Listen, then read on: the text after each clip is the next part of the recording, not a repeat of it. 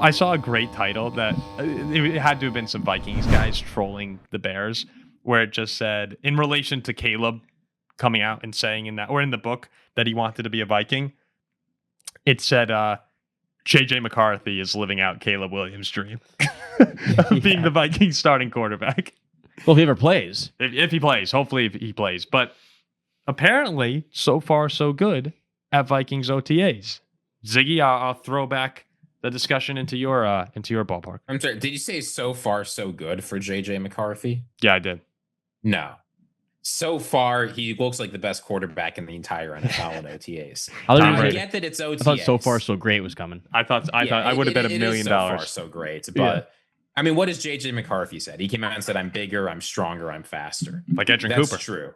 What's the reporting coming out? It's that it looks like he hasn't missed a step. What's the reporting coming out? He's thrown more touchdown passes in OTAs than any other quarterback in the NFL has up until this point through 2 days of practice. Preach. Now, look, this is where you can't get too excited. I really want to get too excited. All we've ever seen from JJ McCarthy really is practice. You can't adjust like that. Get too excited. But like the thing about this Vikings team is this offseason is different. And it's not just different because I believe in JJ McCarthy. He's got the gravitational pull.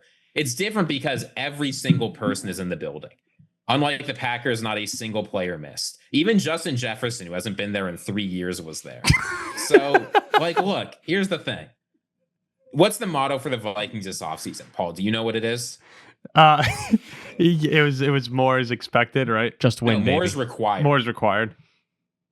The Vikings this offseason, they are doing more. Yeah, see, you have to get it right. When you're talking, it comes off. It's when you're thinking that it goes on. So Jackson probably shouldn't be doing it at all. But whoa. Look, the thing about this Vikings team, they're serious this year. They know they have to do more than they did last year. Everyone's in the building. They're working with JJ McCarthy. The JJ McCarthy Justin Jefferson connection looked good. I don't know. I'm more excited now after seeing this than I was before, Paul. Maybe you were right all along. Maybe we do have Tom Brady in the building. Thank you, Ziggy. I appreciate Did you see him hand the ball off to Aaron Jones? It looked incredible. We're going to see a whole lot of that. Oh, yeah, he's got experience with that back in Michigan. He was great at that. He might be the best handoff player in the league. I think he actually is. And I'm not joking about that. No, I think he actually is. Can you imagine the play action we're going to get? It's going to be filthy. So this is where I think a lot of people have said that I've been getting a little out of control, that I've been veering more towards Jack in terms of the takes, and Jack is coming more into my lane of kind of neutral. I am going to say, let's just pump the brakes a little, though I do like getting excited. Like, I am all for getting more excited than you should get over these situations. Get the underwear wet. Come on, get it wet. Get the underwear wet. Get the underwear wet. I saw the Vikings quote-unquote hype video about JJ McCarthy, and it was like a minute long of just like JJ jogging around the field. And 20 seconds in, I went, okay, like I can't do this right now. So I'm not there yet, but I will say, seeing him look bigger, having everyone say he looks stronger and the same, that's a win to me. Right now, I'm not going to come out and say the Brady thing, that was supposed to be like a hot take segment when we did that. Like, I was just saying I like the mentality JJ McCarthy has. That's like a sun temperature take.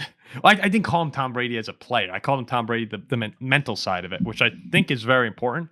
Still, I'll stand by that. But right now, to me, the win is that everyone's coming out and saying he looks really good and he's 110%, and this should be fine coming into the season. That's great news.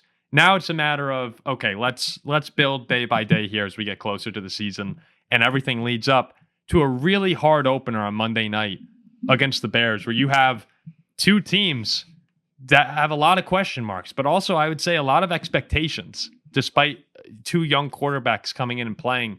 If JJ goes on the road and wins week one, that's a really good sign of the year the Vikings could have. And I don't know where Ziggy. Okay, I thought Ziggy left the screen for a second.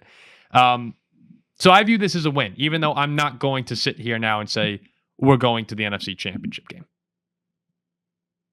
I mean, it's tough for OTAs to get every single player in the building, right? We've talked about it on this show before. The hardest thing to get in the NFL is not competent players. There are a lot of competent players in the NFL. The hardest thing to get is culture. And especially when you've got a young quarterback getting them to buy into a culture and work hard is very, very difficult. I think the Vikings have Whatever the best else it is, culture you in don't the have to worry NFL about right that now. with JJ McCarthy. I think the Vikings have the best culture in the NFL right now. I don't Maybe think that's true. you have the Lions up there How about the Steelers? at one. I don't No, know. it's not the Steelers. But I see all the You videos guys of can't get your wide receivers to show up to games on time. You do not have the best culture in the NFL. I see all the videos of O'Connell coming out with the mustache and Kwesi. I think O'Connell and Kwesi are great. And I love the saying, I love the more is required. It actually kind of reminds me a bit of the way people talked about the Packers last year. Remember, I think everyone showed up as well to their OTAs. And obviously, I hope that the year goes a little different, even though the Packers were an 11-win team. But yeah, I'm very excited. I would take 11 wins this year. I would too. But the schedule is much harder this season. Guys, the 49ers schedule, it is such a Who do you think has the worst culture of all time in sports? all time in sports. No, currently amongst all sports, who has the worst culture? Oh, it's like the major American sports teams. Yes.